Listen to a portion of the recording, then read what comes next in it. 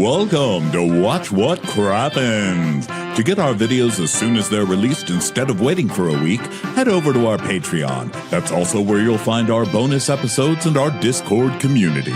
We love you guys. Well, hello and welcome to Watch What Crappens. I'm Ronnie and that's Ben over there. Hi, Ben. Hi, Ronnie. How's it going? Good. You been burgling hamburgers today or what? Sure have been. I've been on a big streak with these nautical stripes lately. I was wearing a totally different nautical stripes t-shirt last week for two of our recaps. So I guess it's in. I'm going to be stealing burgers and going to the high seas. Yeah, Ben is in Maryland today. He's on the East Coast, so he's very East Coasty today. You look very handsome, Ben. You look like you fit right in with those little hobnobbers. You know what? I have my eyes out and open for our Potomac cast, although I'm actually not even near Potomac. But I am here in Maryland, and I had some delicious crab over the weekend, and it's wonderful being here. It's very humid, very humid. I've gotten very spoiled with LA weather. Yeah. But you know that's what? Why we stay. But I've had a wonderful time here. And thank you, Maryland, for being a wonderful state. What a Maryland you are. Speech to Maryland. Yeah, I'd like to thank Maryland. I'd like to thank American Airlines for everything you guys have done. Everyone, welcome to the show. We're doing our first Amazon Live. Can you believe they're letting us on that? I can't. Is it going to be so insane? Probably. Yeah, it's going to be so weird. So come join us. We don't know what it's going to be like, but we're going to be on it. It's going to be this Tuesday at 5:30 p.m. Pacific time on Amazon Live. Check our socials right before and we'll give better instructions. Once we figure it out, we'll let you figure it out. So join us. We're doing that. Otherwise, I think we're having a pretty normal week this week. I am in Angie K's sunglasses today because I got my eyes did last week. Yeah. And apparently I swell and bruise more than most, I found out. Welcome to my life. Are you a sweller and a bruiser? Yeah, sure am. I'm a sweller and a bruiser. Well, technically, I have what's called light hemophilia. So there, I'm like I am bruising and I'm swelling like mad. Well, you've also got very heavy homophilia. You think about that. When I had my wisdom teeth taken out when I was 18, that's when this was discovered because my face swelled up and I looked like Jay Leno. I went to school and everyone called me Jay Leno, in fact. So we're like, something's going on here. Jay Leno. I think a modern term would be a Real Housewife at a reunion because those, you swell up right before the reunion. You go get all your injections and all your dids done. So that's what's happened. It's episode 2, reunion episode 2 of Real Housewives of Atlanta. Ooh, what will happen? Will Shamia and Portia fight about stupid shit? Probably. Will Angela pull things out of a folder? Probably. I don't have a third one. This episode I thought was much better than the first. Yeah. I thought this was much better than the first episode. You were very fortunate to not have to recap the first episode because the first episode, they were like treading water. They didn't have Brit. They were just like half the episode was Andy just being like, hey, how are you doing today? Like there was nothing to talk about. But this episode, I felt like we got into some other, again, stupid shit, but at least there was stuff to get into, you know? Yeah. Why is Shamia dressed with a shoe tongue on her collar? It's just making me crazy. Dr. It looks like a tennis shoe tongue. Yes. Or like a Dr. It's like sticking up from the bottom of the frame. It's like sticking up like it just keeps on intruding. It's supposed to be, I think, like maybe a flower petal or a peacock feather, but it's like popping up through the bottom of the frame and it's just like wiggling every time she gets mad. It's very distracting. It's just so bad. It's just a shoe tongue. It's a shoe tongue. And then they have that whole segment like, Shamia's so rich. She's rich.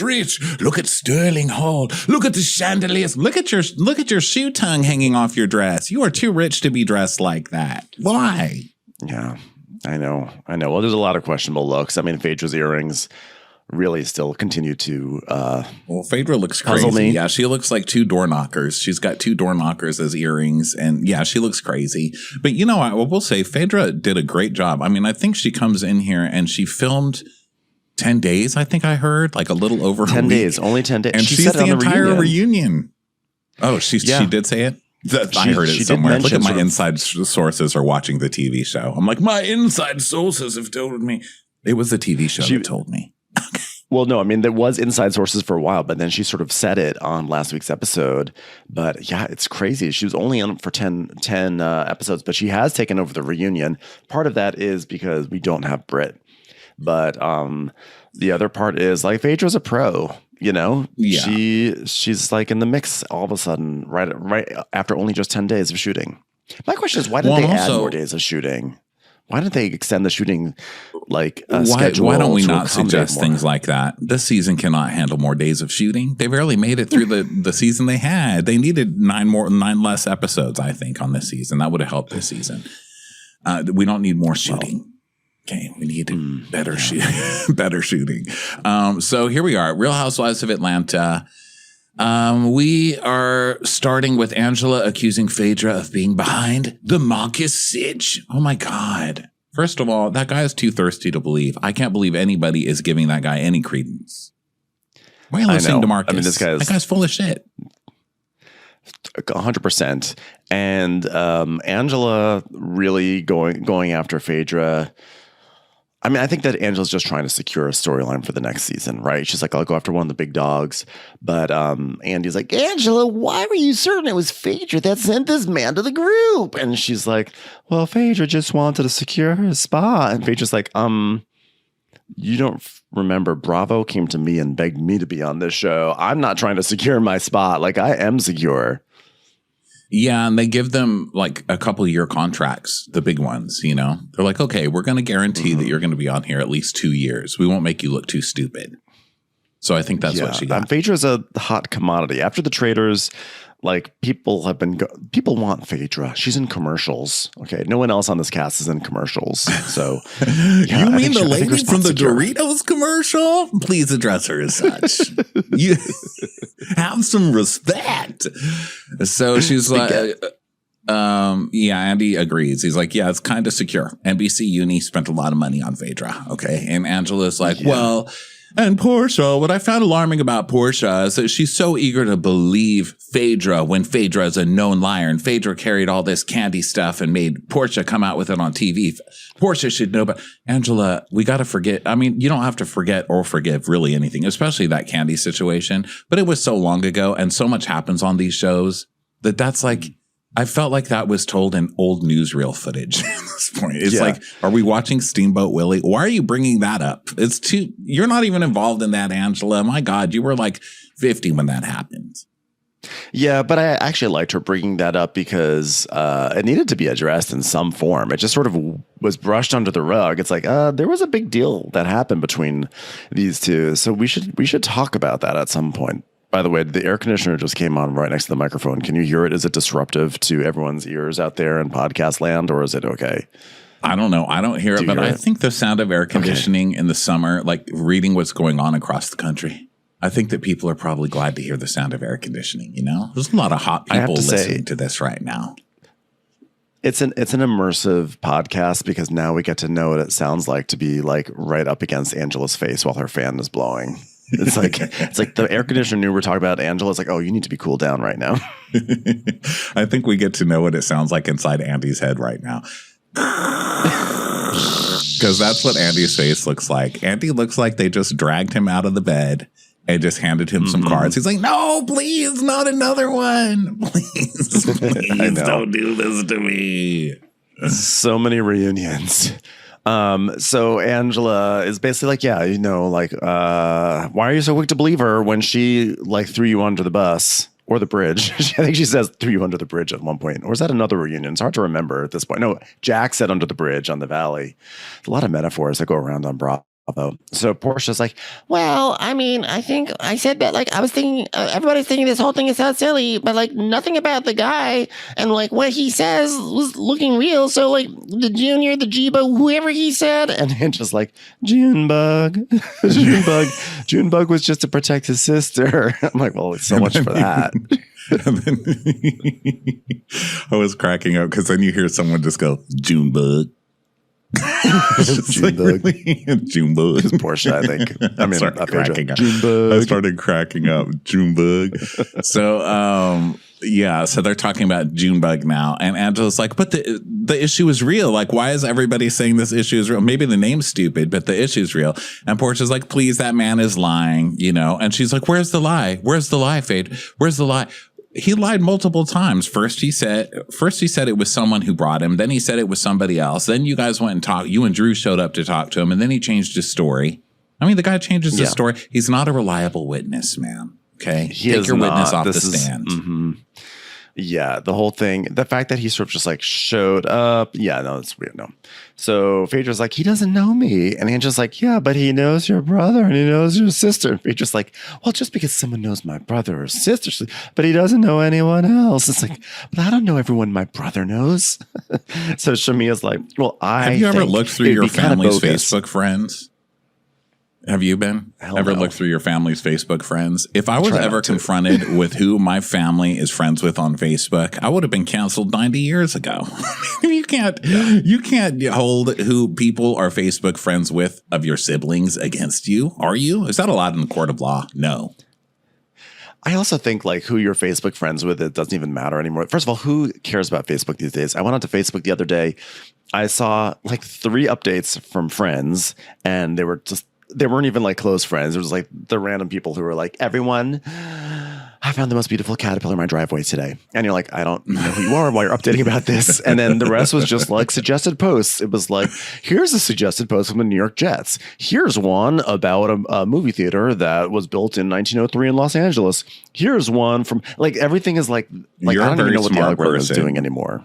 I love your algorithm because it's like somewhat intelligent. Mine is so stupid. It's all Love Island. It's like, here's the real reason Hoda knows how to twerk, And then it's a lot of I get that stuff too. It's a lot of AI stories that are just made up. And then here's what Lala said about the Valley. For years, I have struggled in a war of conscience. And now I'm like, Lala would never speak like this. You guys are just making shit up now. Or they'll be like the little dolphin that saved the girl from a dinosaur. And it's a dolphin coming out of the ocean with a baby while a dinosaur is swimming out. I'm like, this is all AI craziness. I don't even know how anybody is on there, except I'm on there all the time because I really like AI news. I mean, a dinosaur saving a baby, a dolphin saving a baby from a dinosaur. Actually, you know what? We should bring Facebook back. Make it more popular again. Yay, AI. I have to say, I just went onto my Facebook to see if I could pull up something random, but I've actually, I was so mad that I went and I like closed all the things, and now my algorithm, I think I scared the algorithm straight for a moment. So right now it is actually serving me updates from friends. But again, the only people who are updating on Facebook are the people who are updating really lame stuff. Let's be honest. So or like if you watch one post and it'll show you 20. All day. Like I watched one food post because they do like catchy food posts on there where they're like, we made a wedding cake out of potato chips. See how it happened. So I'll watch that. And now everything, it's like, I put pasta on my table and poured boiling water on it and then put some Doritos and pasta sauce. It's a delicious meal for my family. I'm shocked at what these trad wives are feeding their families. And I'm finding out on these Facebook posts, they're horrifying. They're horrifying. Yeah. Talk about children who swell up easily. Those kids have no hope. Okay, anyway, Facebook, good or bad? Discuss. The point is, I mean, also, let's not forget, Facebook is the same platform that suggests like David Geffen to us and like Laura Dern. And like, honestly, at this point, there are people on my Facebook I don't even know. Like, I'm not even going to talk about like my brother, who I don't know about my brother's friends. I don't even know about my friends on Facebook. There are people who are giving updates about like, this just in, had a wonderful brunch. I'm like, who are you? Why are my friends with you? How did you become my Facebook friend? Yeah. I just stopped accepting people. Yeah. So Angela accuses Phaedra of being, weak defense. So Angela accuses Phaedra. Just weak fence. It's a weak fence.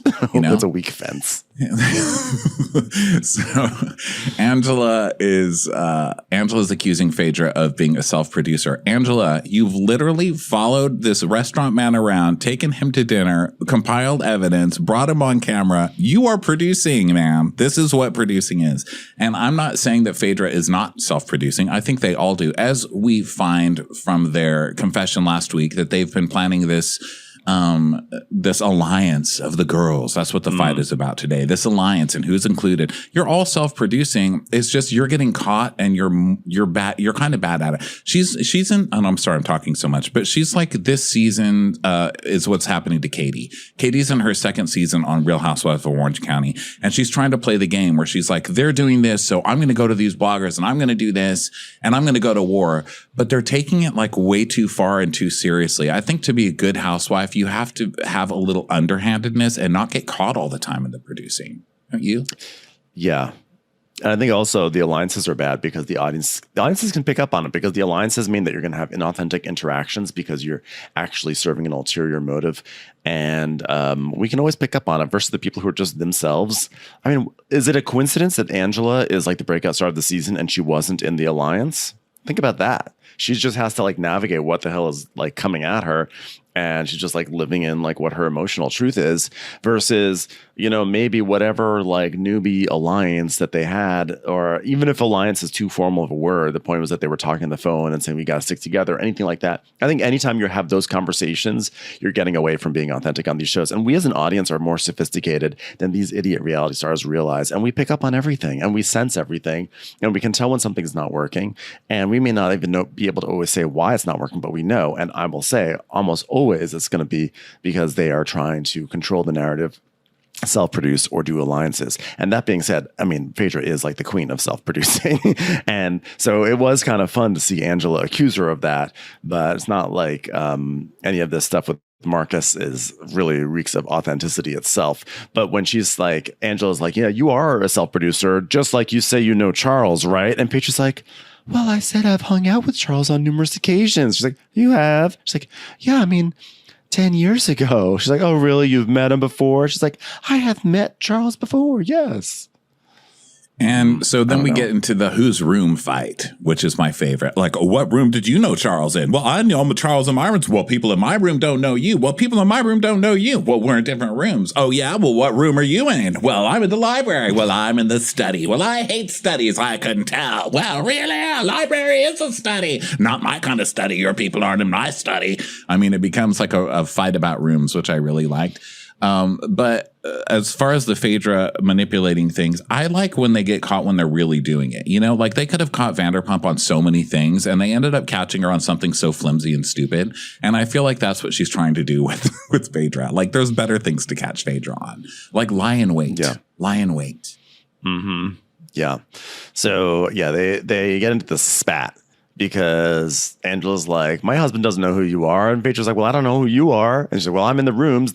I'm in the rooms that you want to be in. And she's like, well, I'm in all the rooms I need to be in. And they have the room fight, as you mentioned. The room fight. And by the way, Charles barely knows who you are, Angela. Charles doesn't know anybody. That's true too. Charles doesn't know you, Charles Angela. is not the kind to walk into the grocery store and know the name of the guy behind the meat counter. You know what I mean? He's like, just stop fucking talking to me. Yeah. He's like, all I know is I've been cooking like 45 corns in the cobs and some Brussels sprouts, and this lady keeps hanging around. She says we're married. I don't know if it's true. I just got to keep cooking my corn. He literally did, though. He literally did. Did you see that interview where they were like, so tell us about your relationship with Angela? He's like, well, we were in Vegas and I think someone slipped something in my drink or something because the next day we were getting married. I don't know how the hell that happened. That's what he said about Angela. That's a real his romantic story. Yeah. So yeah, they get into the fight of Charles doesn't even know you, and Phaedra's like, well, I didn't even say I know him well. I just like I know that I've been around him, and she's like, oh, so you're breaking into rooms now? She's like, oh god, so now I'm a robber because you don't have tickets to the rooms. So she's like, you're a liar, not a robber. You're a liar. That's what you are. You're a liar. Phaedra's like, okay, but you know what? Andy, can I use your phone? He's like, all right, hold on. Let me just erase this Grindr app right here. And here you go. Okay. So Phaedra's like, okay, I'm going to call my brother. So she calls her brother and she's like, okay, Jacques, it's Phaedra. We're at the reunion. You're being recorded. You're on speakerphone, so don't say anything wild. You know the drill. We always said this day would come. So you just follow along. Okay. it has come up about the whole person who accused Angela's husband of having an affair. She says the reason I know him and hate him is because you went to school with some woman named Kim Bleep. Do you know Kim Bleep? I'm sorry, but I'm finally on speakerphone on national television. I'm going to get a little Phil Collins in there. Against all odds with you. If I was that brother, I would have taken my moment. Why isn't he karaokeing? I don't know. I would have 100%. And against all odds, what a great choice. Yeah, and I don't even care about the brother. Take a look at me now. Why are we talking to the brother? The phone call should be to Junebug. You have one call available. Why are we not calling Junebug? Or it's Junebug. Why are we not calling Marcus at least, you know? Oh man, I would love the idea of doing a Phil Collins audition at the reunion. You know what I would do when it's time to hang up with me? I go, Phaedra, don't lose my number.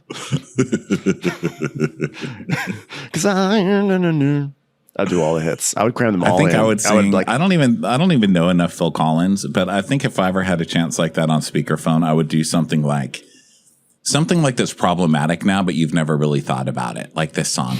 Get out of my dreams and into my car. That song's so fucking creepy. Why do they even still play that on the radio? That is human trafficking. See something, say something. You know what? I really am sad that when they previewed next week's reunion episode, they didn't have Jacques on screen going, one more night. Give me just one more night.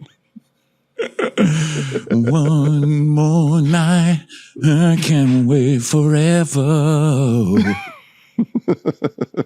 Beautiful song. So beautiful. I'll go through all the hits. I'll come up with a pun for every single one of those Phil Collins songs. If you think I don't have serious hits, ... live, you are sadly mistaken. It's a great album. Oh, I know you do. I know that's your ring. That's your ringtone arsenal. The Phil Collins. Phil Collins live. I mean, hello. This is the dream. Those electric drums. Okay, so Jacques is being questioned. Kathy Wakile singing them.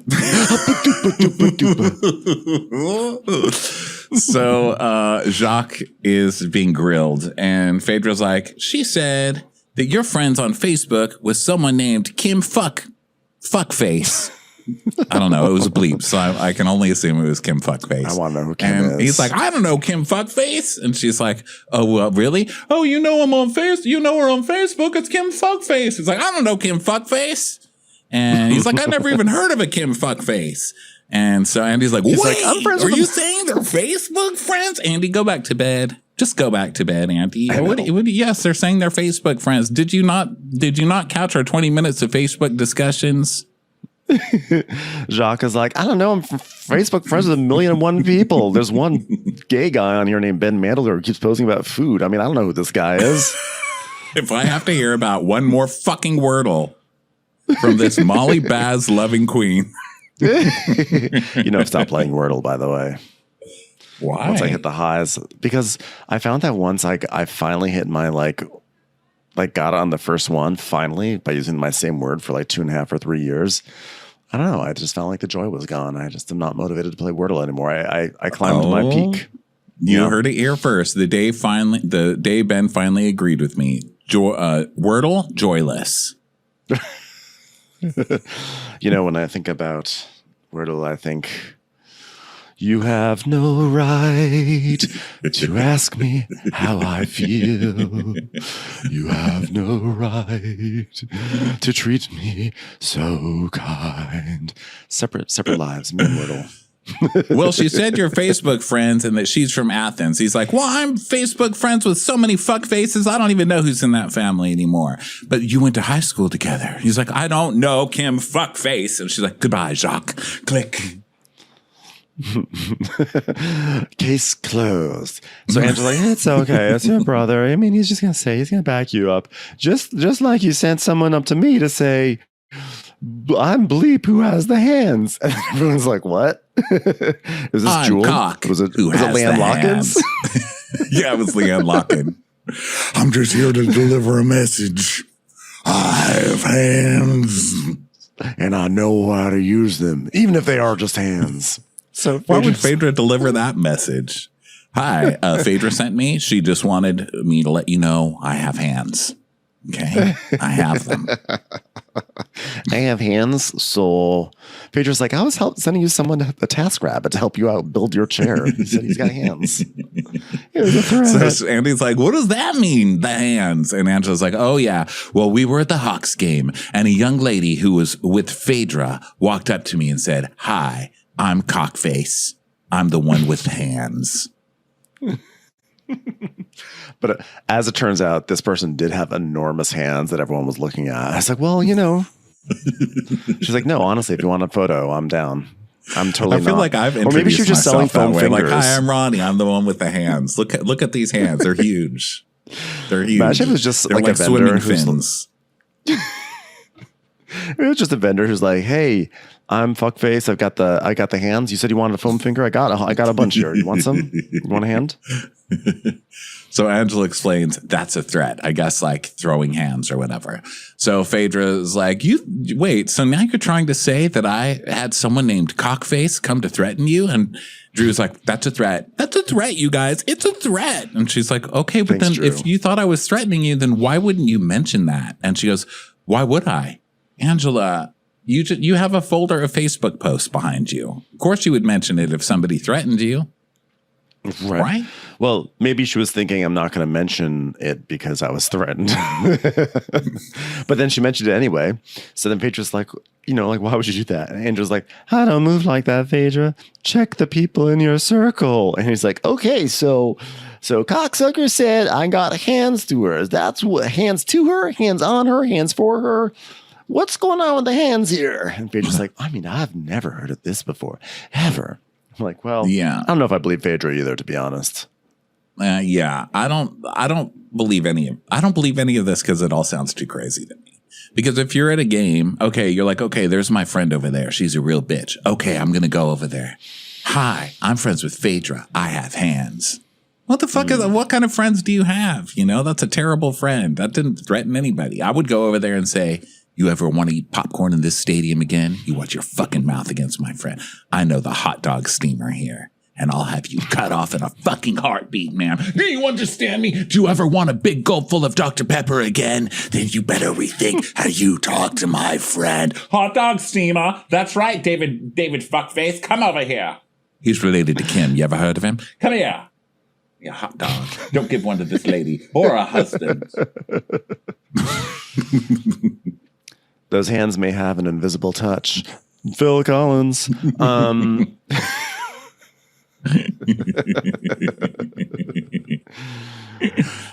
So Andy is, what if the hands were just like one of her allies from the Traders? What if it's just Kate Chastain? Hi, I'm Kate. I've got hands.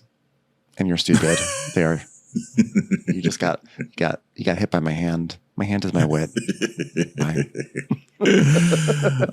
So Andy's like, so hand. Drew, you were at the interrogation. Do you believe that Phaedra did it? And she's like, well, Marcus seemed pretty scared, Andy. He seemed very scared. He did not seem scared. That man was tap dancing around auditioning. How did the man seem scared when he showed up at a Sur la Table event? What was the event? What was it? It was a waffle battle between Charles and Kelly at a Williams-Sonoma. At a Williams-Sonoma, right. So it was a Williams-Sonoma. He showed up. He broke through security or whatever at this Williams-Sonoma to come be on camera. And then when he didn't get his chance, turned a whole toast into it. So this man was not scared. Can we stop? He was not scared. He was only scared after Charles walked up to him and was like, get the fuck out of my event. And Angela's like, no, I got to shoot a scene with him. No, he gets to stay. So then he was like rattled and they had to like coax him out with like a juice box or something.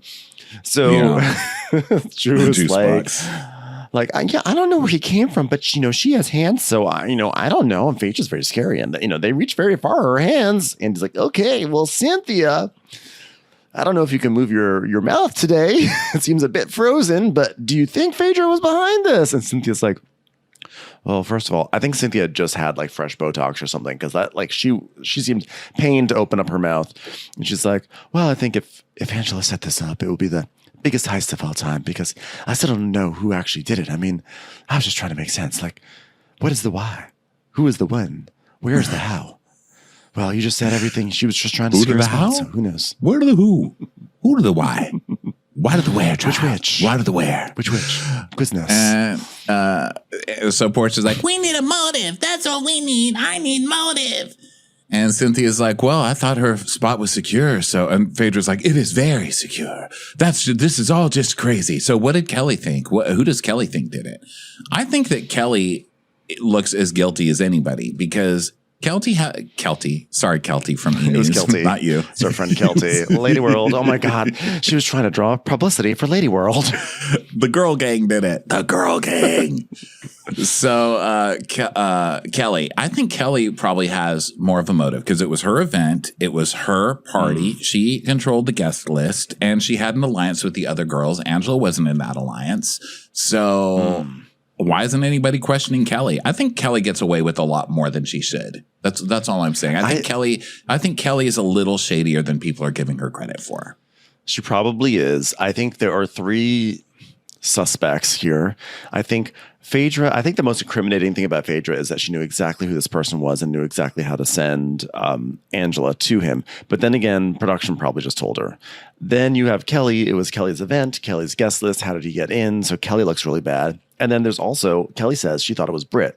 And, Britt isn't there to defend herself, which actually is an easy target, an easy fall girl for Kelly. But Britt is also the most vindictive of this entire bunch. So maybe it was Britt.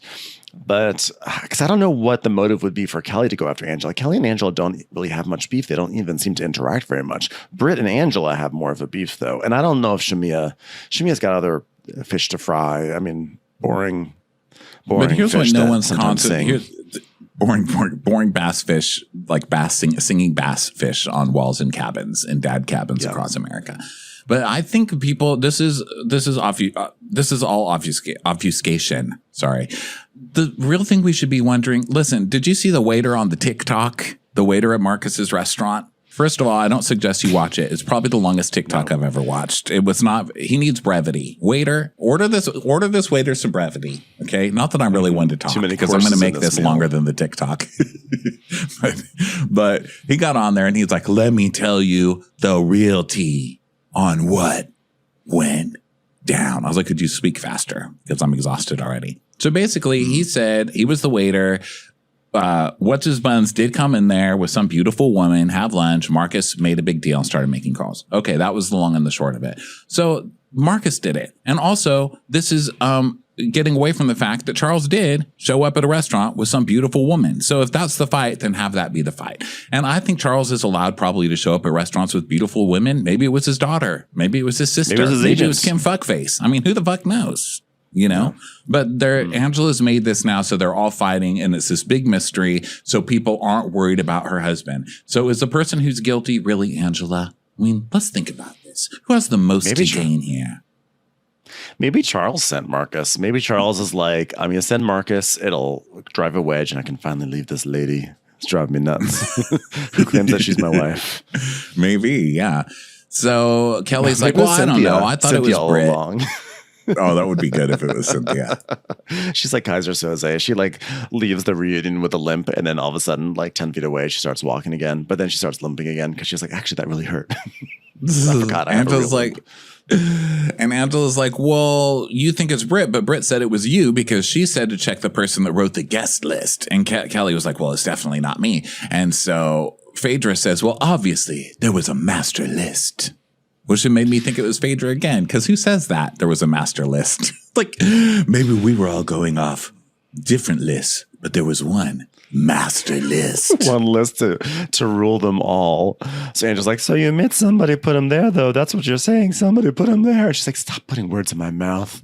She's like, but you told me, you're the one who told me all the information about him. She goes, what information did I give to you aside from his name, his email, his social media, his address, and his place of work? I don't even know this person.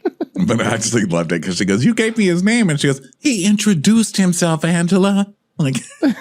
He literally came to the table and said, I'm Marcus from Chili's.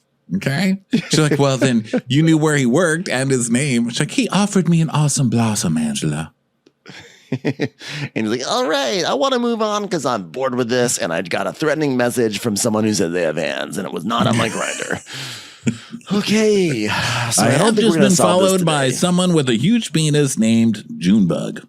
So, hey, at least I got something out of this. So where do you stand with the ladies in the group, Angela? And she's like, well, I feel like there's still more issues that need to be ironed out, but I feel like we can move forward as a group. It's like, all right, great.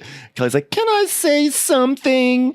When you made that comment of, me wishing bad on your marriage, I think you said it on the after show. And then we see Angela, talking on the after show saying, like, at the Bailey Q, that Kelly gave her a whole dissertation about how she and Charles are about to get a divorce and he has a side baby. And Angela said, you're gonna end up like me, and I pray for you. I'm like, bitch. Or I guess Kelly said that to Angela, and Drew was like, who says that? So now back to the president. Kelly's like, I never said that, and I just want you to know, I never compared my marriage or your marriage to my marriage. I never, ever, ever did that. And there's honestly not even any footage that could even refute my point, which is a very solid point. Cut to this moment that resonated with Angela. I just want to tell you, Angela, I have been you. I've been in your position, and I pray that you don't get to the position that I am in. Like literally comparing herself. Literally says everything she denied she ever said. And just like, you gave a whole speech in front of everyone at the Bailey Q. And Kelly's like, well, so let me say this. If I said that, because I don't recall saying it. She's like, you said it. And I'm surprised no one backed her up. Like they were all there. She goes, well, it was in no way, shape, or form to disrespect your marriage. So if I said it, I apologize. It was only meant to show you that you have a very flimsy relationship with your husband, but not in a disrespectful way. That's all. Yeah, that's kind of Kelly's MO. She says things and then she's like, what? No, I didn't. I never said that. And if I said it, I didn't mean it like that. I was just trying to have fun. Like when I said, Portia, why'd you steal that man's husband? I was like, oh, wasn't this fun? That was fun. I was trying to be your friend. Portia. And she's like, no, you definitely said it. She's like, well, I don't know. I could have been grilling hot dogs. Maybe I was distracted. And she's like, all right. Well, I could have been grilling hot dogs on Cynthia's enormous sectional that nobody could escape that entire Bailey. I can't stand those Cynthia parties. It's humid in there. You can just tell it's humid in her house. And people are like, why is it so humid in here? And she goes, well, the air conditioner's on Fritz. I bet she always has her air conditioner on Fritz. I'm telling you this right now. Really? I love that house. That's like my favorite Housewives house, the lake house. It's a nice house, but it's always too cramped for the parties. She always invites too many people for that house. They all have to cram onto that sectional, and then there's always too many people in the kitchen. You can just tell. It's just one of those houses. Those are also when those open concept layouts don't really pay off when you're having a party, because then it's like the kitchen staff standing around staring at everybody fighting, and it's just weird. Exactly. Yeah. It's a beautiful house. I'm just saying that every time she has a party, there's so many people there, and you just know it's a little bit more humid than you want. You never quite have the seating that you want. You have to eat food off of like a paper plate that's balanced on your knees, and things are falling, and there's probably some dog licking your calves. So my kind of party, basically. So then Andy is like, okay, well, Flat from Bush says, Angela, you are a gorgeous woman. Well, goddamn, you're old. Why are you saying you're 43, you fucking liar? God, Angela's old, older than time. Angela, you are older than the word a minute. You are so old. Angela, oh my God, Methuselah. Hey, someone come get Methuselah or Kane. No, I'm not old. Here, hold on. Let me get my birth certificate. I made a copy of it with some carbon paper. Hold on 1 second.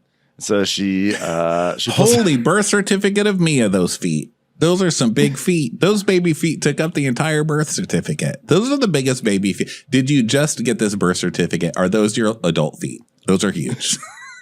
Is that? I feel like I don't have feet on my birth certificate. I don't seem to remember there being feet on mine. I do, complete with little webbed toes, like a little half duck, little chubby cute. Half duck. Yeah, so I think those are adult feet. She's like, my name is Angela, and I have feet.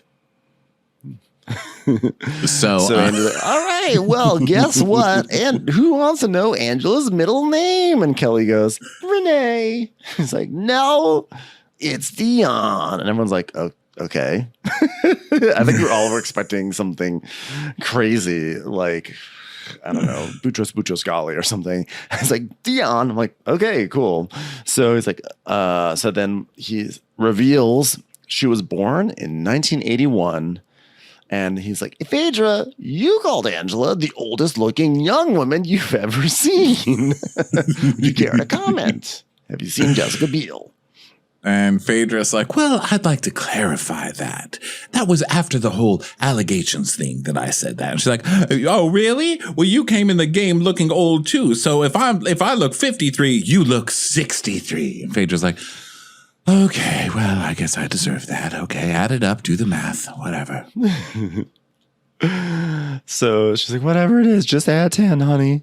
So Angela's like, okay, Angela, Shamia really shaded your nose. She called it retro. She said it was a nose from the 90s. And Shamia's like, yeah, I definitely was being shady.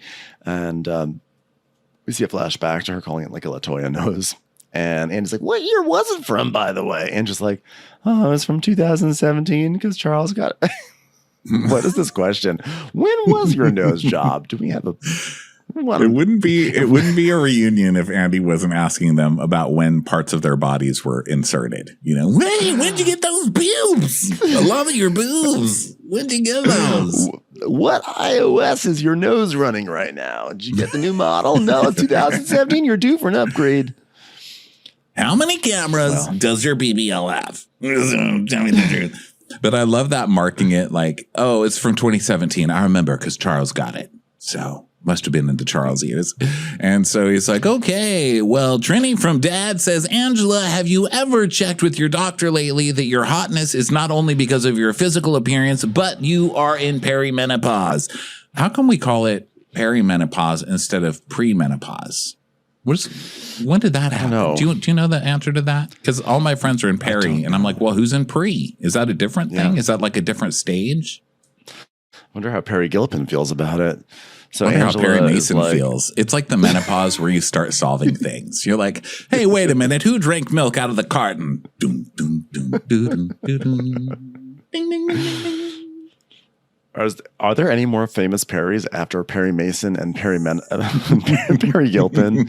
Wait, there's a Perry. Isn't there a singer? Isn't there an old standard singer, Perry Como? Yeah, Perry Como. Yeah, Perry Como, and then that's it. That's all the Perrys.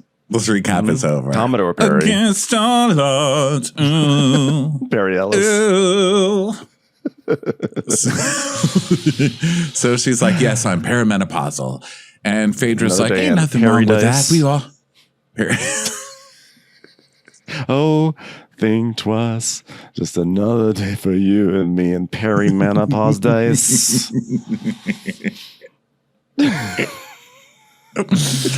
Sorry.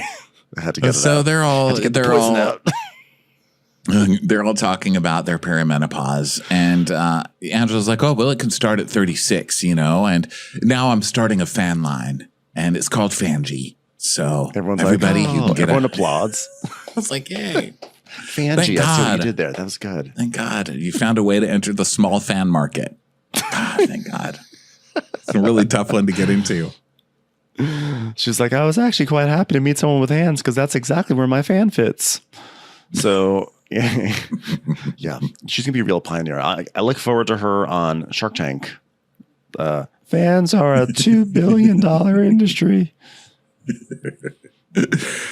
So now they're talking about the rental properties. And she's like, what rental properties? I had to walk away. So I guess they sold them at a loss because I don't know what walk away means when you own all these properties. You can't just walk away. Did you give them to the bank? Did you sell them at a loss? Like what was? I need answers. I'm in this for the HGTV of it all. I really loved Angela for having all those houses she couldn't afford and being so honest about it. I really wanted to see that work.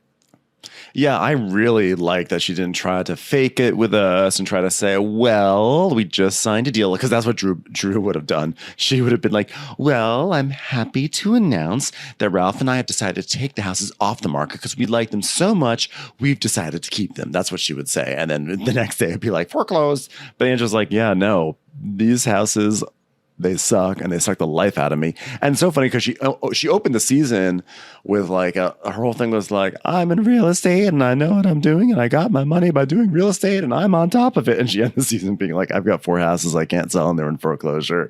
I'm done with it. Well, it was a season where not a ton happened, but for Angela, it was like a speed season because multiple seasons were crammed in here. I mean, she's got the husband who visibly hates her. I mean, it usually takes a few years for that to gestate, you know, but that's here already. She had the real estate career that's already down the tubes. She's already in the like, you hired people to come after me. And she's already saying things like, well, we'll continue this next season.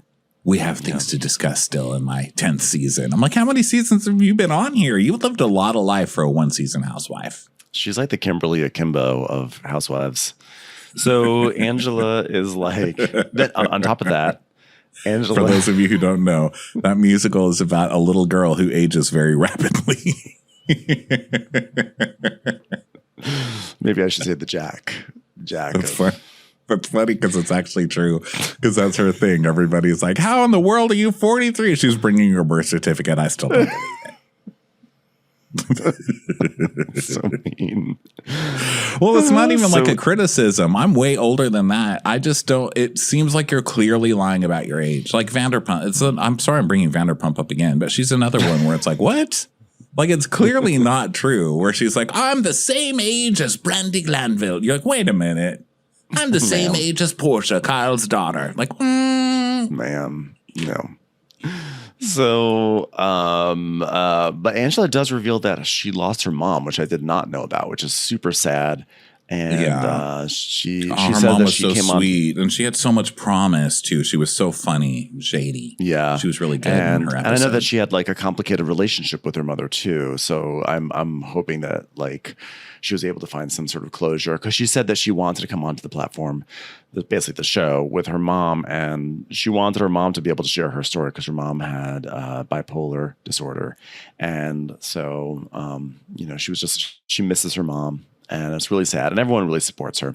So Andy's like, all right, well, Big Hands from Westchester, New York said, Angela, do you feel like Drew had your back the way you had hers? There's only one right answer. And the answer is no. Because at the Bailey Q, she left you hanging while you were battling all the girls and was singing old spirituals in her confessional. And we cut to Drew be like, So Angela's like, no, by the way, I did not feel badly singing spiritual. When they showed that clip, I was like, ouch, oh God, surely they'll play that again when they show Drew dissing Shamia singing. But they didn't, which I think production likes Drew.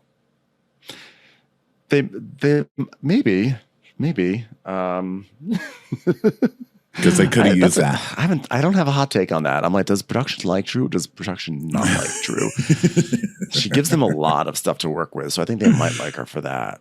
So Angela's not into it. She's not into Drew. She's like, Drew didn't have my back. And Drew's like, yes, I did. I even tried to get Marcus to do whatever for you. And I was there. I was there with you. And she's like, until the end. And she's like, well, but you guys are accusing me of leaving, during that Marcus confrontation. But I was trying to find Marcus to come back and have the confrontation. That's why I left. No, the point, I think that Angela was saying that, and we have to go back and look at the tape, but Angela's saying that once they brought Marcus to the group, that Drew disappeared. And like when Marcus was saying it was Phaedra, that like Angela was the one who had to stand there and be like, see everyone? He said it was Phaedra, and like Drew was nowhere to be found to be like, yeah, I was there.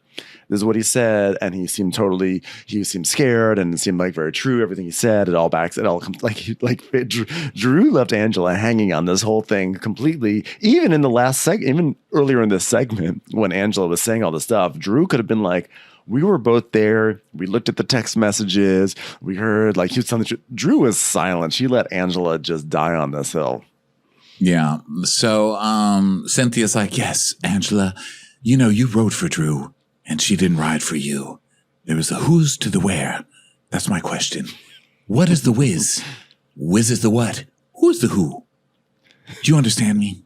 Like, not really. She was like, I do not. She was like, well, we're building a genuine friendship, and it felt like I didn't have your back, which, by the way, you're you don't even have the genuine friendship. You're just building it now, because when she came onto the season, it was that you guys did have a genuine friendship, and Angela was like right out of the gate defending Drew with people she didn't even know out of loyalty to Drew. And now Drew is suddenly saying that they're building a genuine friendship. And she goes, and if you felt like I didn't have your back, I apologize. I couldn't show up for you in the capacity in which I would love to, because, well, I'll be honest, I left something downstairs in the basement and Ralph would not open up that door. And I just was delayed. I couldn't show up literally because I didn't have my car keys to show up. So then Shamia's like, well, can I just say that I don't want you to think that this is me defending Portia again. But why is it okay for you to excuse away not supporting Angela because of what you're going through? But when it came down to me and Portia, you guys picked it apart and talked about how lopsided. Shamia, this is nothing to do with that. It made me crazy because it's not like that. It's not the same thing. And I don't want to talk about your relationship with Portia anymore. It's so boring. Why are you trying to turn it back to that? We're finally having fun. I mean, that's fair. I don't really care too much about Shamia and Portia terribly. And she did just wedge something in. But I do love when people force Drew to confront her own hypocrisy. And basically she's saying, when Portia didn't have the energy, like you made it seem like I was in I was in this lopsided friendship because I was always defending Portia and she didn't defend me. And you were trying to stir something up, look how bad it is. But when you're in a lopsided friendship with Angela, you're just like, well, I'm going through a lot. So that's how it was. And I liked Shamia just using this to put Drew on the defense because Drew's full of so much shit. And I don't like it when she just says her bullshit and just thinks she can get away with it. So I was like, I'm happy for Shamia to step in right now, even if it is extremely self-serving and she's trying to pivot away into her conversation. Yeah. So Drew's like, oh, God, please. No one was trying to pick it apart. She's like, yes, it did. And then the questions came. And she's like, oh, God, now you're going to open a can of worms, Shamia. You don't want to open this can of worms. And she's like, oh, really? Well, then I'll own my part. She goes, well, what part are you going to own? And then she's like, you be quiet. There was definitely questions. And Drew's like, girl, don't lie in my face. I'm not going to let you lie in my face. Right after this commercial break, I'm going to expose all the lies that you've told me. And Shamia's like, oh, really? Then expose the lies. And she goes, I'm going to right after this Phaedra Doritos commercial. So we do that and then we come back and she's like, so there. Okay, let's move on. I was like, where were the lies? What was this? You had a full commercial break. I got no lies. No lies. I felt very ripped off by that whole segment. And he's like, all right, let's talk about something else. Phaedra, why did you choose to come to this reunion and skip out on Married to Medicine? And Phaedra's like, well, I had no. They didn't want me there. And you have to remember, I was coming off the high of Traitors, a much more popular show. And I'm only going to go to reunions of highly rated Bravo shows at the moment. Although actually, Married to Medicine is very highly rated. But I think she was like, it beats this one, I think. I think Married to Medicine really beats this show now. Yeah. I think it's higher rated than this show. People really love Dr. Simone giving group therapy on a Caribbean beach. Sisters! We are sisters. This is a sisterhood. I mean, gotta love it. Same storyline every single season. But I love it. That show makes me laugh. This shit's funny. This season was especially good with Quad's new man going after Dr. Gregory on the beach. Yeah, King. I like that. Dr. Gregory is trying to do a push-up competition with an actual ex-NFL and player. Dr. Gregory's song that he wrote, I'm a man. I'm a man. Which, let's not forget Scott's original song that he started the season with. There's a lot of... It actually was a pretty funny season. The point is, Phaedra's like, I did not... They didn't want me. I didn't like them. They tried to be messy with me. And if I'm going to be messy, I better be doing it on a Real Housewives franchise. So that's why I am here. Yeah. So then we move into a silly segment about Kelly's nicknames from Portia. Strawberry Shortcake and a Garden Gnome and Tinkerbell and all that good stuff. And Kelly's like, well, I'm a fabulous garden gnome, the most fashionable garden gnome. So I guess it worked out for me. And he's like, all right, well, Phaedra, you took kind of a big sister role after rooming with Britt and Grenada. Why did you feel like she needed that? And Phaedra's like, well, I saw that she was self-sabotaging on the trip. And so I saw that she was kind of, making enemies. And the producer said, someone's got to talk to her. So could you do it? I was like, okay, sure. So Andy, when you're in a restaurant and you look at that poster of a person choking and somebody coming behind to help, there isn't a face on that choking person. You save whoever it is. She was choking, and I helped her. I squeezed until a tiny piece of meatball flew out of her mouth, Andy. You're welcome, Britt. Wherever you are, you're welcome. They are literally acting like Phaedra was the therapist in Good Will Hunting. It's like, all it was a conversation in a car where she's like, if you want respect, you got to show respect. If you want people to like invite you to places, you got to invite them first to your place. You remember, you're the newbie here, and these people have all been around for a long time. So don't act so entitled. Like, it was just like a quick, pretty basic, piece of advice. And they're like, wow. It was basically like Stand and Deliver. But Edward James almost just stood up and he was like, here's what you need, kids. Charcuterie. The end. Oscar. Oscar. So Portia's like, yeah, because like Nene off camera gave me that advice, but like that was the first time I saw that advice on camera, to help somebody not crash out, who's clearly crashing out. I'm like, did that stop Britt from crashing out? Because or Portia. Pretty how many times has Portia been fired for literally beating people up on this show? I think that advice didn't really work for either one of you. I'm not sure Atlanta is the show where we've seen people hold back from crashing out. It's just not really part of the show's DNA. So, Kelly. So they're basically talking about trying to help Britt. And then Shamia's like, well, but she had everything to say ill about you, and I defended you, and here you are trying to help her, and you're coming for me. And she said, as soon as Phaedra comes at you sideways, I'm going to give it to her ass, because I'm always on the phone with her in the public seat. And I said, well, Phaedra and I are in a good place, and whatever happened between me and Phaedra happened years ago, so I don't need you to. So I saved you from Britt, and meanwhile, you're saving Britt from everybody else, so I just don't get it.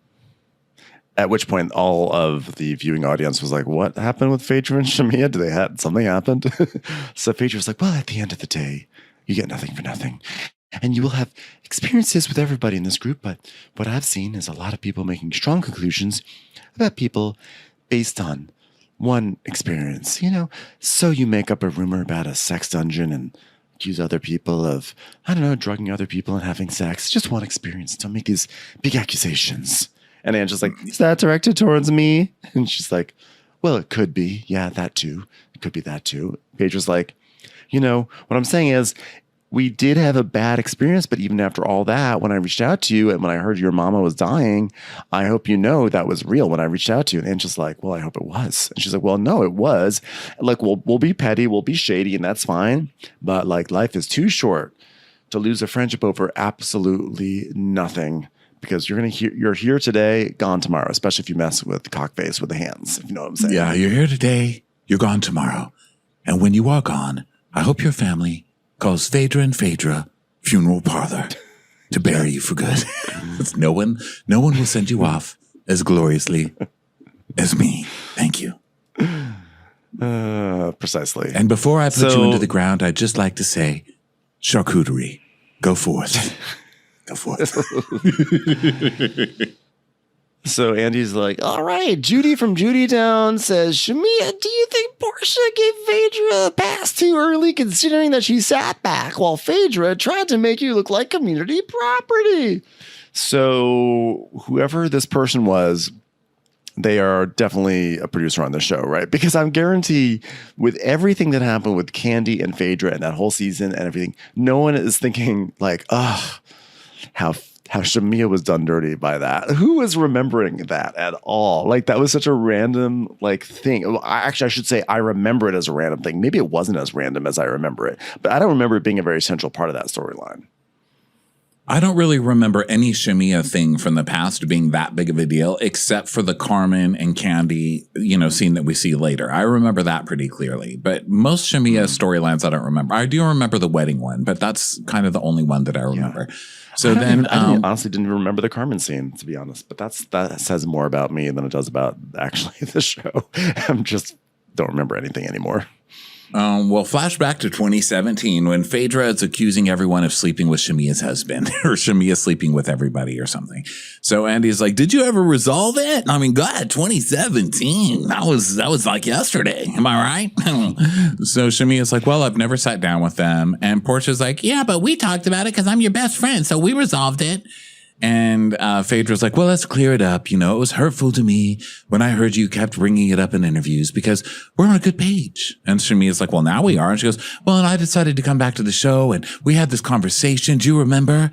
And Shamia's like, yes, I remember. But what I'm saying is you dismissed it and you said me and Candy were going through something. And they're like, you never addressed me and the things that were said about me. So Phaedra was like, well, so why didn't you address it? I mean, we were having a private conversation. We could have talked about it. And Shamia's like, well, you know, we never had a conversation that you put these things out there. And so then Andy's like, are you upset about it? And Shamia's like, no, I mean, I'm totally not upset at all. And everyone's like, you're clearly upset because this happened years ago and you're still talking about it. And you're still, obviously, we can see your face. You're upset, you know, you're like, you brought it up at the Pampered event with Portia.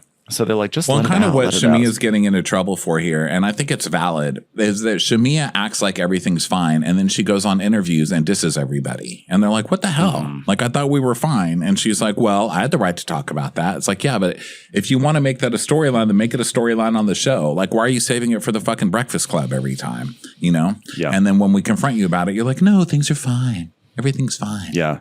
Well, because she's always going to say, I was trying to like preserve the peace in the group. But then she's harboring all these feelings and they just come bubbling out. I wouldn't know anything about that.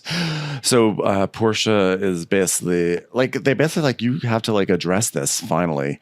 And Shamia's like, well, I'm going to dumb down like the shit y'all said because of it's my way of coping. And like, it's my way of laughing it off. And they're like, that's a problem. You have to like, let it out. So they finally like, Phaedra apologizes and she's, you know, and they basically like, let's just move forward. And it seems like well, she kind of gets in trouble because she says, well, I'm sorry, but just, well, you can't apologize with a but. She's like, okay, are we done now? She's like, are you accepting my apologies or are you not? She's like, yes, I will accept your apology this time. We're moving forward. And when we're asked about it, I'll say she apologized and we move past it. And Cynthia's just like, another win. Where's the where? So they now break for lunch. So some of the guys come in. Ralph shows up. He's, Ralph. I mean, Ralph's so thirsty so thirsty. He's getting divorced from Drew. He is relegated to the basement, but he's still going to show up for the cameras. You know, like he cannot resist. And Dennis he'll always there. be there in his skin tight shirt. So let me ask a question, and this is probably a rhetorical question because I don't expect you to have the answer. But so that clip of Phaedra was Phaedra saying, "And you're sleeping with everybody. You're like fucking around all over town, and everybody knows it." That was what that clip was basically. And then Britt's clip that they showed was Britt telling her, "And you're sleeping around all the time." And you're married, Shamia. So why are these accusations 8 years apart? Was that just Britt jumping on something that was said on the past that she's trying to like harp on now? 100%. Or is that something real? Like is Shamia in some kind of open relationship that people keep hinting at, but we're never talking about? No, I don't know, but I'm just never going to give Britt any sort of credibility to having a rumor that has anything based in fact. I think Britt did her research. She watched her seasons, and she like took notes on like what ammo she's going to use when she needs it. Honestly, although to be fair, like she probably didn't even do that. She probably just like, this is an easy thing for me to say, and so I'm going to say it. I'm never going to give Britt any sort of credibility for having anything close to accurate in anything she says. Okay. So Shamia talks to Gerald. He sent her flowers, you know, which to me is always a sign of cheating. So that's why I'm asking. I think that's why I'm asking. And Shamia's like, well, you know, I'm just off my game. And, you know, everybody's talking over me. I haven't had a chance to say a thing. Yes, you have. And every time you do, you're like, but what about me and Portia? So you've said a lot. It hasn't been that interesting, but I don't know that you're going to blame everybody else. But she is. And so she's like, but when I get out there now, I'm going to finally have a voice. You watch, Gerald. You just watch. And he's like, okay, well, that's great. Great. Love to see it. So Charles is there. Dennis is there. You know, Portia's like, do you have any bombs? He's like, I have no bombs, just a lot of hot dogs, actually. Okay. And then Shamia's still going off. She's telling Kelly, she's like, the gloves are off. I'm not going to let people talk over me. You're going to hear from me at long last. Why is she so surprised that she's being talked over? Like, I feel like this is not her first reunion by any means. But she's like, no, I'm going to say what I need to say because people need to hear about the details about me and Portia. I'm like, I think most of us actually don't really care that much. And I think you've had your say. I think your say has been said multiple times. And I think it's been said in this reunion. I didn't feel like she didn't talk. I just felt like it, I feel like she feels that she feels the energy of the room. It's like she's sitting in the first seat. She should have a lot more going on than she does, and she just doesn't. And so she's like, here we go. Act 2. I'm bringing it this time. I'm bringing it in Act 2. Spoiler alert. Yeah. That doesn't happen. It doesn't really happen. So, Andy, we come back. We're back. Okay. This season. Wow. It's a long monologue, but I want to read Britt's Instagram story today. As everyone is now aware, I am traumatized and I'm suing fucking Bravo. Fuck you guys, I'm not going to the reunion. Bye. Yeah. So Shamia's like, I mean, it's mind blowing. I'm speaking that all this happened and then end up at like not being her. But I kind of feel like maybe she already knew that and just played into it because that same night after the event happened, we went out and she seemed very happy. She didn't seem distraught. I'm not saying that it's okay, but yeah, she came back to the group like she was devastated. It definitely was very different. So she's saying that she hung out with everyone that night and she was just like after the Kenya normal thing. Right. Which doesn't necessarily mean anything. She still may have I'll give her credit that she may have needed to process, or once it started to become news, it became more humiliating. If she thought it was just like one thing that was like small and then became like a thing that got all over the gossip rags, fine. But I also everyone's read seems to be like, yeah, she was really trying to play it up. So it's hard because you never really want to blame someone who's the victim of what Kenya was trying to do, because what Kenya was trying to do was really, really terrible. But Britt has also shown herself to be terrible. But then again, there's the whole perfect victim thing. You don't have to be perfect to still be a victim. So I don't know. I mean, Britt's still garbage no matter what. Well, it's not really helping. It's not really helping Shamia that she and Candy both were in trouble for liking a pro Diddy, being for a pro Diddy is free now. Thank God Diddy's free. And they were like, oh yes, and they supported that. So it's not really helping Shamia much in this. I mean, Shamia, obviously this was filmed before that post, I think, but it's a time where Shamia might be quiet.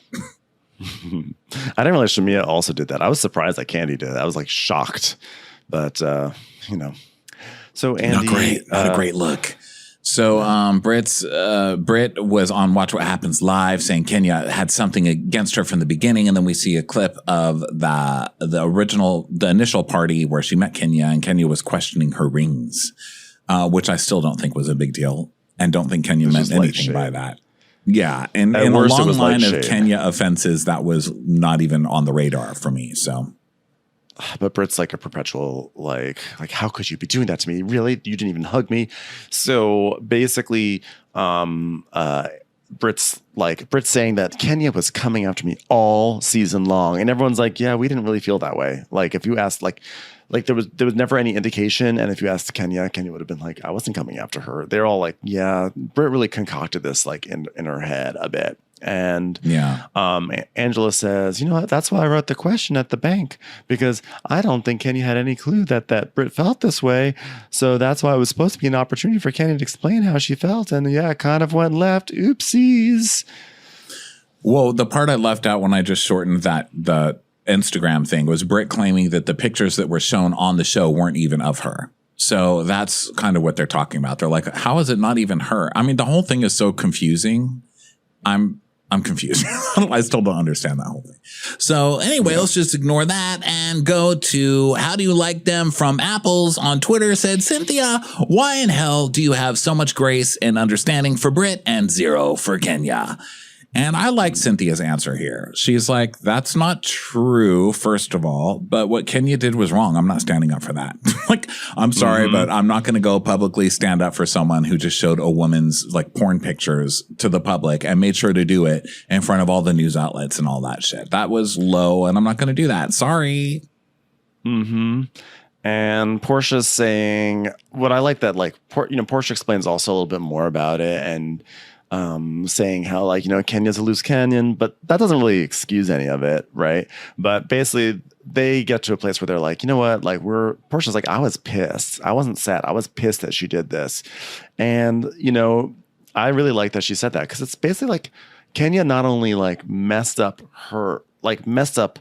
what she was doing with the show and everything. And it was wrong what Kenya did, but she also kind of like messed up the show. Like the show kind of like stumbled after that. And this is supposed to be like their comeback show. And a lot of it was like a lot of focus was on Portia and how she was coming back. And like, she kind of like, Portia took a lot of blame for people were like, oh, Portia's a flop.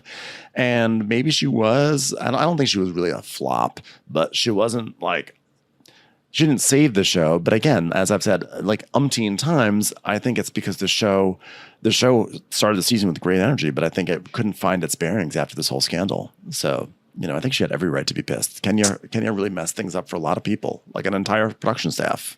An entire economy. An entire economy. People jobs. So Andy's like, well, I will say this. There was an investigation surrounding the threat that Britt made relating to the gun. And there was also one relating to what Kenya did. And Shamia's like, well, I mean, that's not even our fight. Okay, Shamia, I know you're trying to have a voice, but not now. I want to hear this investigation because we never get to the bottom of this. And he's kind of cut off and then never comes back to it. And I want to know what the investigation found. You need to tell me because I hear about these Bravo investigations all the time. They could have a new Law and Order based on Bravo investigations at this point. There's so many goddamn episodes worthy. So tell me what happened. But he's cut off. I'm like, goddamn. Well, because cut off because Portia said that like what had happened was that Kenya Moore had received incriminating photos of Britt or information about Britt's past. And then Kenya went and looked and was able to find all these photos. So Shamia's like, wait, can we go back to that? Which cast member gave you that information? And Portia's like, well, Drew sent her the information. And Drew's like, what? I never heard that I was the one. What? I don't like my nips. Drew, you literally, we saw you have dinner with Britt. And Britt said she did webcam. And you said, did you ever like give up the kitty or whatever it was that she said? You did you sell the kitty? Did you sell the kitty? Drew? Yeah, did you sell the kitty? Drew's such a liar, and for her to, it's hilarious because I don't know why, but Drew just makes me laugh. Like, I don't even care that she's lying. I was cracking up because she's like, what? Me? I never even heard that. Really, all the blogs have been lit all season saying that Drew got the picture. She got some pictures from Ming Lee, who used to also date whoever. I said it earlier in the season. I forgot. They used to have the same boyfriend a long time ago. So Ming Lee got all these pictures off his phone or something. And Ming Lee was the one who sent them to Drew and Drew shared them. So that's been a huge piece of gossip in all the blogs. So for Drew to be like, what? I never heard that I was the one. Oh, you liar, please. So Portia's like, yeah, you said it to me. And she goes, no, she said publicly and to me that she got it from a private investigator. What? Not me? What? So, yeah, they basically, Portia's just going on and on about it. And she says that she spoke to Kenya that night. And Kenya was like very remorseful. And she says, I was pissed at Kenya. Kenya feels terrible for what she did, etc. And Cynthia's like, and it's just really sad because that was pretty much the last time I even talked to Kenya. She just stopped taking my calls. Why are you chasing after Kenya's friendship? She's done you dirty so many times, Cynthia. Move on. Yeah, I'm kind of glad that she has because I feel like the old Cynthia would keep calling her until it worked out and try and make her sign some kind of friendship contract or some shit. So it was kind of nice to see her just be sad that it's over, Yeah. And she's like, well, I'm the only one that she doesn't speak to. And all the years that I've been a housewife of Atlanta, sweet 16, not that sweet. Not that sweet. And I just am left with one question. Who's the who? Where's the where? And why's the why? What's the what? So, Andy's like, all right, well, welcome back to the Real Housewives of Atlanta reunion. This season, we finally got to know the artist formerly known as Portia's friend, Shamia Morton. No relation to the Salt. Shamia, you gave us a glimpse of the good, the bad, and the wealthy and had a voice of your own, even if some people thought that voice sounded a lot like Drew. Watch this. Yeah, so we get Shamia's segment, which is a lot of money. The the singing thing she did for her friends, the surrogate, and the kid. So that's what we see. So Andy is like, okay, so we got in a fight about donations with Britt, but that was resolved. Do you find it strange that she went from that really nice speech at the villa telling you that you were faking to telling you that you were faking? Because basically in the villa, Britt did that whole like, you are my best friend. You are my heart. And I am here for you. And then the next day she's like, oh, really? Your kid probably wasn't even really sick. You were doing shots in Miami. And I like when they showed the clip, because she actually picked up a shot glass. She goes, you were doing a shots in Miami. Yeah. She's a very literal person. She's like, I need to have a prop to explain exactly what I'm talking about while I diss someone. Yeah. The carrot top of season 16. So Shamia is like, I mean, I have been able to handle infidelity rumors, a fractured friendship with Portia, having too good of a voice for the record industry to acknowledge, but I do not play about my kids. I wish that I were fabricating or creating a story. I am so blessed to have my daughter today. So to hear somebody say that really pissed me off. It's like, okay, Shamia.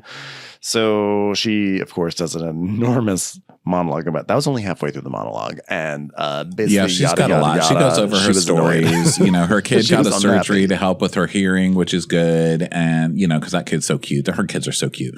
So she got her kids getting help, and the first surrogate didn't pan out. The first pregnancy didn't pan out, and so they are trying a new surrogate.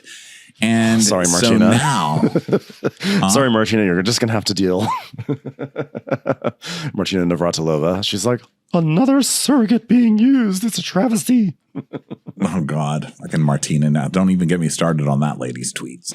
So Andy's like, okay, Mem from Fist wants to know why you're always commenting and comparing yourself to Drew's singing and acting abilities. Drew was a household name triple threat. Okay, she can sing, she can dance, and she can lie about purses. So go on. And she's like, yeah, and I just want to say congratulations, Drew. I'm just so amazed with you. I mean, she is a triple threat. And I'm not comparing my music to Drew's music. I mean, it's like comparing hot dogs to Grammys. Okay. But Drew was calling me a lap dog, so I shaded her. Okay. But I never shaded her voice or her ability to hit notes like she did me in the last clip. Okay. Drew's like, for the record, I am no longer a triple threat. I'm a double threat because I lost one of my threats with Drop It with Drew. Okay, available now. So Drew is like, well, you went on the radio and said I was a liar for saying I speak 5 different languages. And Shamia's like, well, that's what I said. Drew's like, well, clearly I wasn't lying because I can speak 5 different languages. If you sense that I'm coming up with a classic Drew Sidora prop coming up soon, it's about to happen. And Shamia's like, we had a conversation at Brit's event where you said yourself that your team made a mistake with the title of the song. Yeah, well, the song is called Affirmations. Yeah, because it's from a book. Look, I got you a book. It's called The 5 Love Languages. You were supposed to ask me what languages I speak and you never asked me, so I'm just going to bring out the book anyway. Okay, here it is. 5 Love Languages, my book. 5 Love Languages. Does anyone see? I actually really liked this. But I actually really liked this because it was like a part of, it was something that Shamia didn't even get. Like she tried to make this big deal. Like she doesn't know 5 languages, that idiot, when she was referring to the 5 love languages. So I thought that was kind of funny. Like I know 5 love languages. Because that is a big thing right now. Like even on Love Island, we see it where people are like, my love language is acts of service. So really, because my love language is like touching and kind words. Oh, wow. Well, I'm an acts of service person. I'm sorry. I don't think we're going to work out. How dare you? My love language is like physical touch. And, if my tire doesn't fit your wheel, drive a different car, So Drew is like... So Drew basically if I'm not your love language, then speak something else. So Drew is, so the 5 languages that she's fluent in are the love languages, which I also don't think is true because she's getting a divorce. So you could have made at least one of those languages work. I mean, come on. Maybe she has That's non-lingual. That's just non-lingual. So Drew's like, Shamia girl, you just love to make stuff up because you shaded and called me a liar. I mean, Drew. Come on, Drew. Drew, come on now. Drew, and so, come on. What did you think of Drew saying you sing off key? And Shamia's like, well, she said she's never had a hard time hitting notes. Well, she had a hard time planning a showcase because it never happened. Unlike mine. I'm like, oh my God, this is so embarrassing. And another thing. That Judith Lieber bag that you said you had, it wasn't Judith Lieber. It was a Judith Light original. And guess what? Her shit don't sell. So take it back, Drew. And I know that because I've seen it on Amazon. So she pulls out, she's brought in a prop bag. It's like a big prop moment, this segment. So she brings out a prop bag and it's got the same bag, but it's from China and it was only $130. And Drew's like, I'll post a receipt. And she goes, oh, really? Really? Why don't you post it in your 5 languages? You fucking liar. So then Drew posted the receipt. So she actually did buy the bag from Bergdorf's. According to her receipt. So this is like 2 things in a row that Shamia's kind of failed on. And it's very Shamia. The love language is followed by the purse. It's just very Shamia. And it's very cringy because I know that I rag on Shamia a lot, but it's not that I hate Shamia. I'm cringed. I think she's just trying too hard. She just needs to. When did she post the receipt? Did she show the receipt? She posted it. It's online. I have a screenshot. It's on Instagram. Yeah, she didn't bring it to the reunion, but she posted it on Insta. You think it's a lie? I don't believe anything Drew does. I'm sorry. I thought you meant that she showed it at the reunion. And I was like, I don't remember that. No, she posted it online. It was $5,796 plus tax, $347.70. And so that came to $6,142.70. Okay. That's it. I wonder when she returned it. She even posted it with her song. I got 5 on it. Love Languages featuring Big Quad by Drew Sidor. I got 5 on it. Did she really call it? I got 5 on it. Love Languages? No. From the Love Languages album. Drew. Okay, so Andy is like, I got relish on my Judith Lieber bag. I got relish on my Judith Lieber bag. Thank God it's plastic. I can wipe it off. Thank God it's plastic. I can Ralph on it. I got Ralph on it. So Portia's like, I'll take that fake bag. I want that fake bag. That's a nice bag. I'll take that. So, Portia, do you think Britt was being malicious, informing you about Shamia showing your text messages? And do you believe her? I mean, do you think Britt was being malicious? Is there any answer to that other than yes? So Portia's like, well, do I think she's being malicious? Yes, because she was upset because she felt like she was being thrown out and had been out of an alliance. But like 2 other things that she was really saying felt really familiar. So the text messages were like my actual text messages. So yeah, some of it was definitely true. And so Andy's like, all right, well, Kelly, you were present at the time Britt said Shamia showed you the text. Do you remember that? And of course, Kelly, she of the great memory, is like, I don't. We definitely hung out that night, but I'm damn sure I didn't see any text messages from Shamia. Just as I'm sure I never compared my relationship to Angela's. And surely this doesn't look like I'm just lying because we're in an alliance, which we've already admitted to. So I'm just going to stick with this. But I like Portia's answer because she's like, well, yeah, it was malicious that Britt showed me those texts, but they were true. They were the texts that I had sent. So, so she wasn't lying either. So Shamia's like, well, the tea that she was trying to bring back doesn't even matter because I had already said that to your face, right? I mean, did me and Portia celebrate me getting a peach? My answer was no, because she'd been going through some stuff. And Drew's like, oh my God, you're just lying today. You're lying. You told me that you told me and Angela the same thing, that Portia did not celebrate you and you were very upset. Wait, so how is that? Shamia literally just said, this is what Britt brought back to Portia, that Portia and I did not celebrate me getting a peach, and I was upset because she was I guess actually she was saying it was a simple no because she'd been going through some stuff. And Drew's saying the lie is that it was a simple no. You were actually upset about it. Right. And Shamia's like, She was like, no. Well, I said when I got my peach, we did not get a chance to celebrate because, again, the same story. And she was like, well, you never said to me and Angela, though. You said you were hurt because she didn't celebrate. I was like, this is so threading the needle of like of relevance to anything at this moment. Like, I'm not even sure if it's even. Well, it's just I think it's just another example of Shamia acting one way and then acting another way to your face. Like she's telling the girls, I mean, Portia, what kind of friend is Portia? She doesn't even celebrate me when I get a peach. I mean, is she even really my friend? Like, doesn't she care? It's a big deal for me. And Portia doesn't even care. And she's really saying, no, I was just saying you couldn't unfortunately celebrate because you're going through a lot, Portia. And I totally understand. Yeah. You know, it's if just that Shamia. Was the case, then I do think that Shamia should just be more honest about those moments because, like, I mean, but like, this is such a small thing to like grill anyone over, whether it's Shamia, whether it's like their friend, as this is such a small piece of evidence to destroy a friendship over, you know? All right. Well, let's get to the moment we're all not waiting for. Some more Shamia and Portia. So we see a big clip package of their friendship and their problems and they're arguing. And then what's the current status of your friendship today? Does it have new boobs? Does it? Tell me about the new boobs your friendship got. And they just pause. No one will answer. They're like, who's going to answer? So Portia finally answers first and she says, there isn't a status of our relationship. There's no communication. And she says she could have gotten over everything, but it's the recent smear campaign that she didn't like and the lies that were told in recent interviews.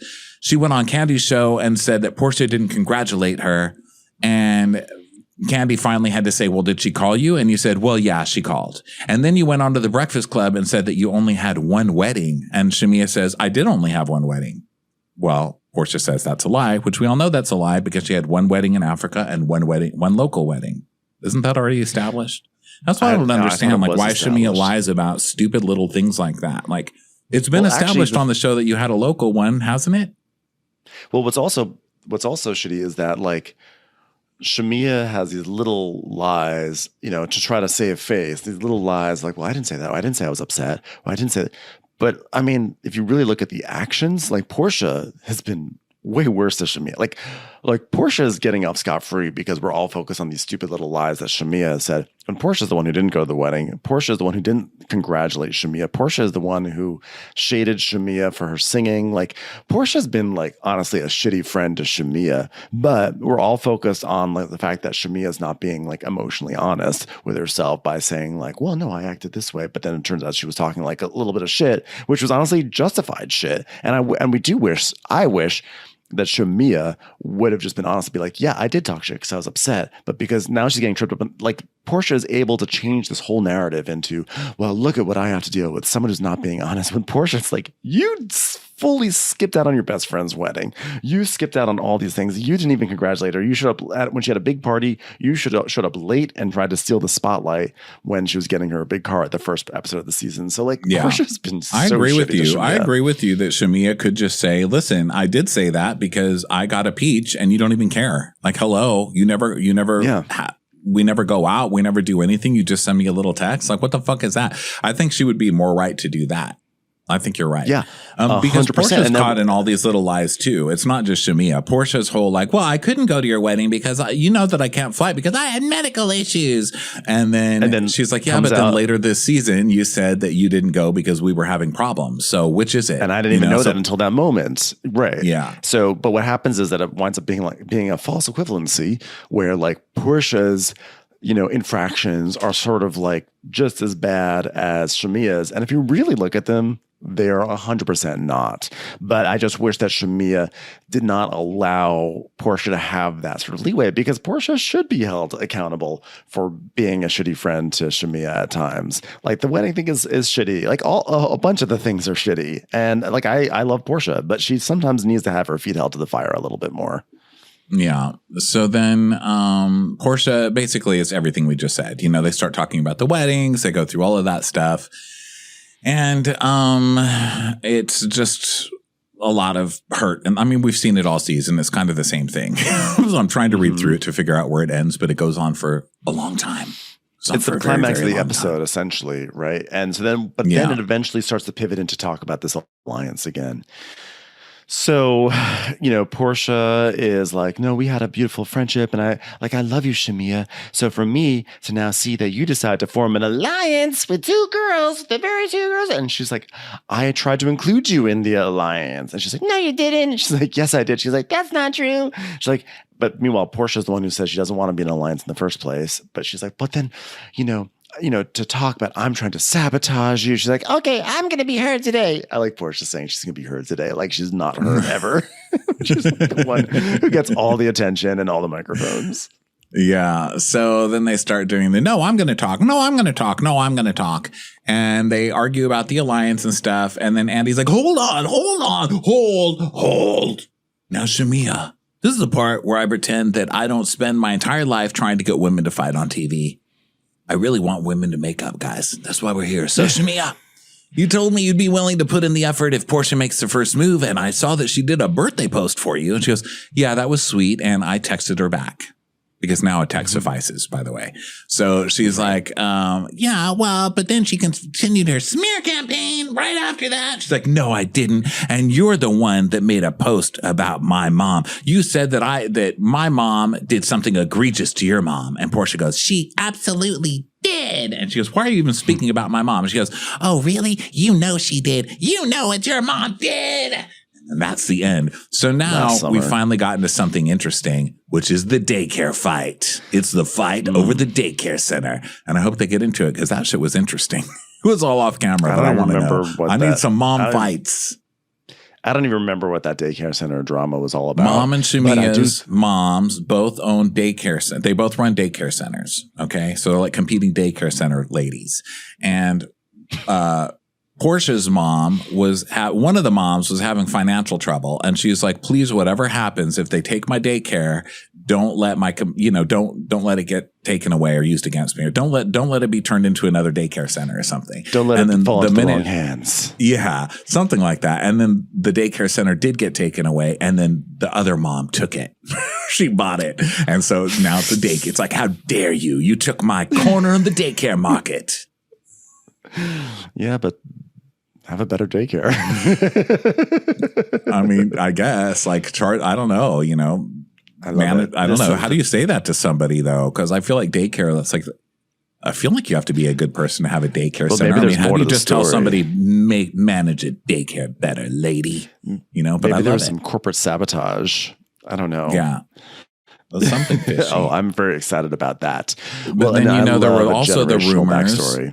There were also the rumors that Shamia's mom somehow got the daycare when the other mom was in financial straits. And then when Kim Zolciak's house was being foreclosed on, there was the rumor that Shamia's husband was the one who bought it for like rock bottom prices. So and I don't know if that one was even true. I think that it wasn't, but I like just the rumors about Shamia are so much more interesting than what we're getting, is I guess what I'm saying. Because that daycare fight is the best thing that happened on the show, and it was all offline. Maybe it was all like Walmart. Online. Like Walmart would like come into a community and have like rock bottom prices, and then drive out all the business, and then Walmart would be the only one in town, and prices go up. So maybe that's what Shamia's mom did with her daycare center, driving off the mom and pops. Yeah, like Walmart driving off the mom and pop. Except they weren't even driving off the mom and pops because the mom and pops drove off and left their kids at the daycare. So it's a whole new twist. We'll have to see how that all pans out next week, which is good because my Wi-Fi is failing in this hotel at this moment. So it is. You're getting the Barbara Streisand list. All right, everybody. Thanks so much for being here. We'll talk to you next time. Bye.